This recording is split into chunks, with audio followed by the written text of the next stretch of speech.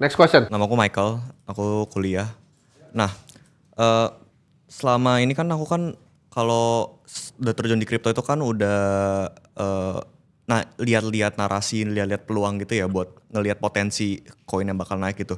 Cuman aku kan juga bingung, ada dilemanya gitu. Misalnya kayak aku juga sambil kerja, sambil kuliah, terus aku tuh juga sambil belajar. Aku ini belajar sebenarnya Web3 smart contract gitu loh, karena aku juga di IT kan. Nah, dilemanya tuh begini, aku tuh kalau misalnya trading kadang kepikiran, oh ya belum belajar atau gimana gitu. Tapi kalau waktu lagi belajar, kalau ada koin yang pump FOMO gitu. Jadi alokasi waktunya, manajemen waktunya itu jadi hancur gitu. Nah, itu gimana ya? Ada solusinya nggak buat manajemen waktu biar memaksimalkan keduanya bisa belajar dengan baik dan juga profit gitu di saat yang termana? Ini pertanyaan gampang jawabannya. Kan lu fokusnya kan satu kan tadi kan. Lu mau jadi Web3 dev kan? Nah, ini dua, lu ada mau investasi, sama lu mau tiga, lu mau ada trading, ya kan? Yang di fase hidup lu sekarang, yang leverage-nya paling tinggi yang mana? Sebenarnya? Sebenarnya aku udah lumayan sih sebenarnya. Jadi nggak mulai dari nol kayak investasi dan trading. Ya, paling tinggi di mana leverage-nya menurut lu? Dengan ini lu bisa bikin sesuatu loh. Lu bisa build kan? Yang bisa ngasih lu nanti antara capital atau equity kan? Lu bisa bikin sesuatu kan dengan ini. Jadi udah pasti ini prioritas pertama lu, ya nggak? Investasi ini wajib, ya kan? Ini mau siapapun gitu loh, mau videographer, investasi itu wajib. Kenapa? Karena tadi ada kita sebut 19% hurdle rate. Ini buat internal akademi kripto aja ya. Kalau di luar mah persetan loh. Memang kan percaya inflasi 4% silakan. Gue sih enggak. Ya, iya angkanya 14%, tapi gue tuh hurdle rate 19. Jadi di bawah ini you don't make money. Jadi orang banyak bilang, oh kok bisa kayak begini sekarang ngalahin Warren Buffett 100 kali. Jawabannya sebenarnya bukan cuma karena gue, karena global liquidity-nya emang terlalu banyak gitu ya. Trading, apakah penting banget?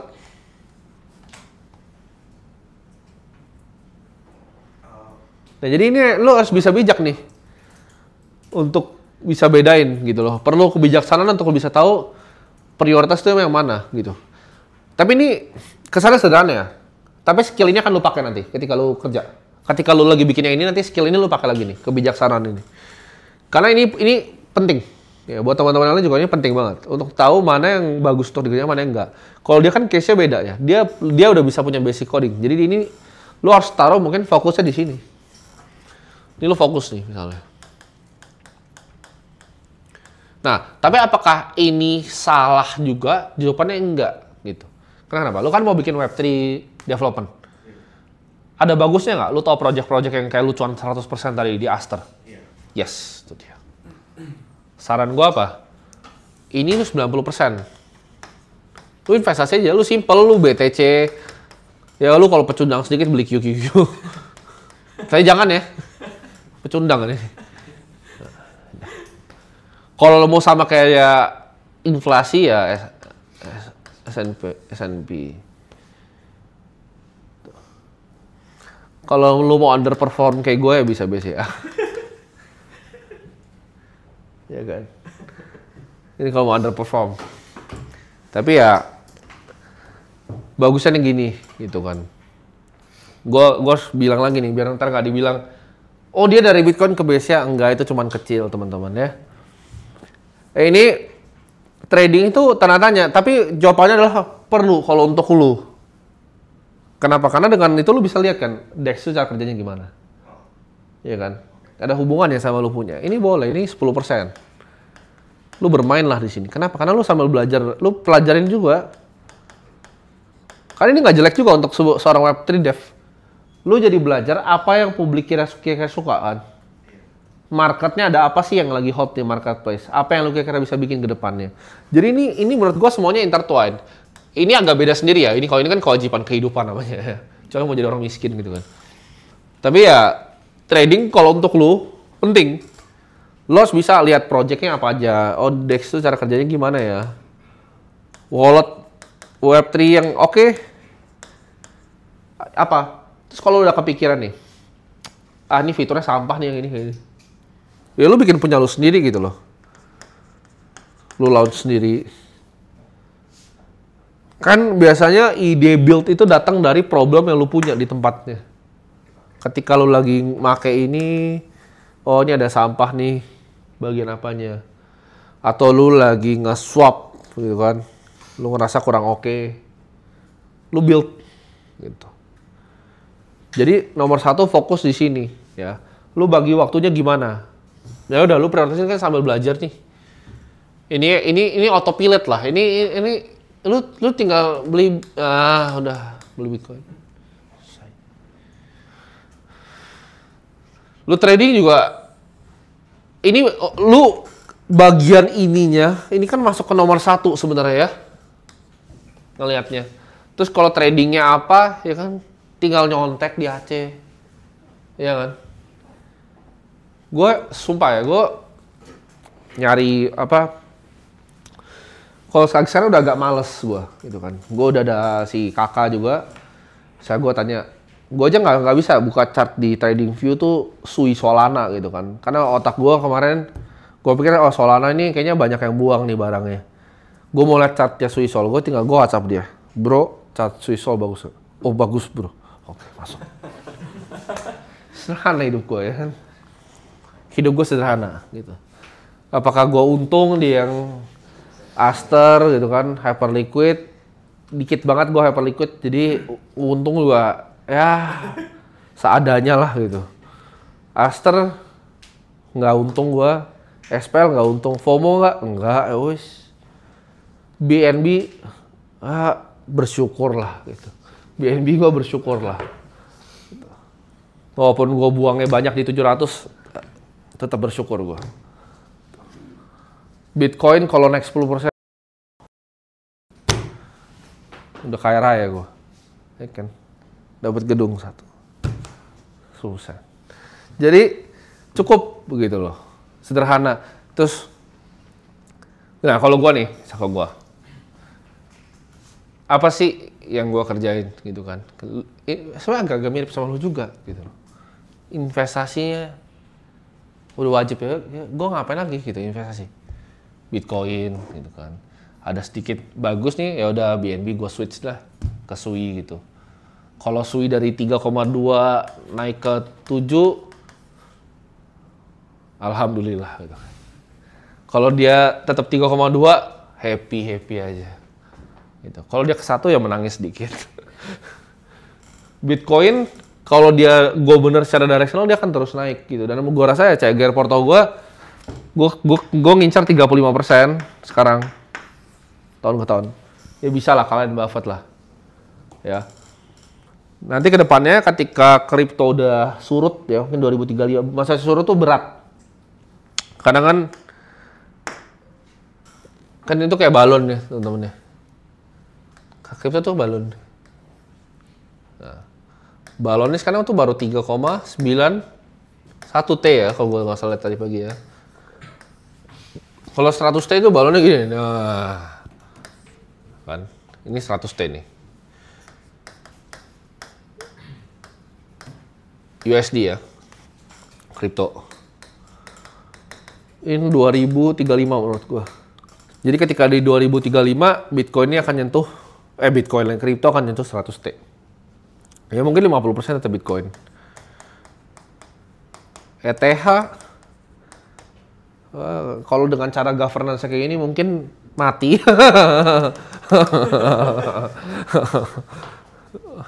Yang lain gua nggak tahu lah. Nggak tahu, gua nggak tahu. Hyperliquid gua nggak tahu. Tapi ETH mungkin mati kali ya. Tapi ini gua tahu 50% Bitcoin gitu loh. Makanya gua tuh ada lukisan di sana. Bukan yang ini ya, ini lukisan agak-agak aneh nih kalau yang ini. Apa? Udah tahu ya? Ini lukisan tempat yang gue mau bangun sama Ivan kayaknya nanti. Namanya Promised Land. Ya, kalau udah kaya kita berdua bangun. Jadi ini nanti gue mau gedung gue dulu gitu. Ntar gedung gue dari sini. Gue lagi lihat-lihat cari tanah. Mungkin 2028 mulai bangun. Jadi ntar ada kayak tempat makannya gitu. Jadi gue nggak mau keluar lagi. Kan gue masih keluar dari sono sini kan 15 detik lah. Gue nggak suka gitu. Gue mau lebih efisien lagi. Jadi gue tinggal di atas gitu kan. Gue ke bawah. Mungkin nanti udah ada yang itu, yang drone, yang kayak helikopter gitu kan. Naiknya udah itu, udah di atas aja udah. Males gue soalnya gitu. Kayak disuruh ke bro ikut nih ada ketemu si ini di Singapura. Ya seru sih, tapi nanti aja deh. Gitu ya. Jadi ini menurut gue prediksi gue akan seperti ini kira-kira. Ya mungkin 400T itu global equity. 400T lagi mungkin global bonds. Ya, mungkin sisanya ada gold dan lain-lain. Mungkin 500T kali ya real estate ya. RE. Properti mungkin segini. Ya mungkin uang di dunia kayak gini lah. Ya bisa salah bisa benar, tapi kebanyakan gue benar sih ya dari COVID ya. Kebanyakan gue benar dari COVID. Jadi kalau kenapa gue bisa prediksi jauh, karena gue lihatnya jauh gitu loh. Nah sekarang ini di sini nih, ini ada kayak ini kebagi. Nah gini nih, ini ada BTC, ini ada ETH, ini ada Sol, ini sampah-sampah yang lain. Lu mau beli nggak buat jadi gelembung sini? Lu bakal bikin nggak kayak misalnya Y Combinator-nya ini? Mau lah bikin. Kan gue bikin Aceh kan. Ini masih sini, ini semua orang tahu kripto Indonesia gara-gara gue. Gitu. Ya. Jadi gue percaya bahwa kripto itu kedepannya akan ya oke lah gitu. Mungkin yang adopsi pertama bukan gue ya kan Pak Oscar, cuman kebanyakan anak muda taunya gue ya mungkin ya. Usernya mungkin nambah berapa juta itu. Ya. Karena gue bikin vlog aja 4 bulan tuh 1.100.000 registered user. Rekor dunia harusnya ya. Satu dunia ini rekor. Growth user paling cepet gitu. Cuman ya exchange apakah bikin duit signifikan ya nggak juga gitu jawabannya ya. Jadi kalau kalian pikir oh bikin exchange di Indo itu kaya, gue bisa kasih tahu dengan jelas enggak gitu. Karena gue punya, gue tahu bukunya, ya oke lah gitu. Cuman bukan nggak signifikan gitu. Kayak itu gerak 0,1 di porto gue tuh enggak gitu. Tapi ya gue suka itu buat apa namanya onboarding user, makin banyak masuk sini makin cepat kita balonnya naik. Ya. Apakah ini akan meletus karena quantum komputer urusan nanti. Yang penting 100T dulu. 100T dulu gitu. Tapi by the time ini 100T ya mungkin gua ini kan CAGR-nya bakal turun ya. Sekarang tuh ekspektasi gue tuh mungkin di 30%-an loh. Ini base case gua, nanti dia akan gue hitung sama si kakak turun ke mungkin 13 kali ya. Nah di sini ya mungkin gue ntar beli QQQ. Kalau masih ada ya, mungkin itu nanti isinya udah aneh-aneh tuh. Itu isi udah kayak apa nambang asteroid lah, manusia 100 tahun hidupnya longevity, udah aneh-aneh nanti.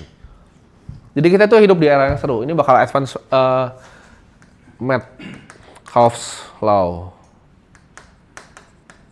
Ya kan, jumlah network itu akan eksponensial. Dia bisa ngomong kayak gini kan. Jadi kalau kita ada di sini, gue bisa ngomong ke lu bisa ngomong ke dia bisa ngomong ke gue, lu bisa ngomong ke dia, lu bisa ngomong ke dia. Dengan begini aja udah banyak banget gitu loh. Kalau lu gambarin kita tuh kayak 10 titik gini, ini udah root gitu loh. Apa namanya? Diagramnya.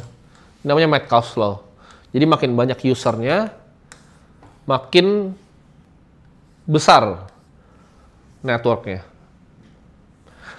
Jadi kalau misalnya lu lihat Meta kenapa mahal, karena yang bikin konten siapa? Ya orang gobloknya adalah gua gitu kan.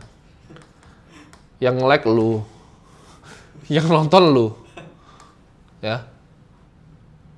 Gua yang bikin konten, lu yang like, lu yang nonton, dia Grab yang bayar gitu kan. Bayar ke dia, Meta, duitnya buat dia, kita yang kerja.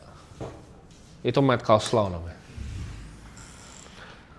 Jadi value sebuah network itu makin mahal, makin banyak yang bikin. Makanya bikin social network susah sekali. Karena kalau lu bikin kayak Twitter yang baru, tidak akan ada yang pakai. Karena dia akan bingung antara siapa yang posting dan siapa yang konsumsi kontennya. Oke, terjawab?